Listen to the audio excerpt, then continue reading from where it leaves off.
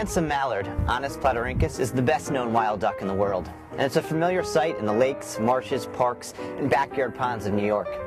Generally migratory waterfowl, mallards fly south to the Gulf Coast in fall and back to the northern United States and Canada in spring. However, mallards easily acclimate to people and are commonly seen visiting neighborhoods all year round. Male and female mallards make different sounds. When you hear quacking,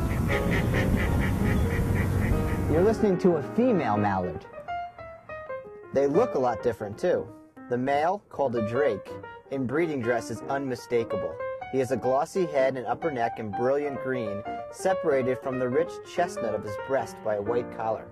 On the other hand, the somewhat smaller hen is only brown and white, which helps her blend in with her wetland surroundings to reduce predation during nesting. The hens will form pair bonds with the new male every spring, and drakes are commonly seen in the fall and winter performing an array of auditory and visual display to compete for female courtship.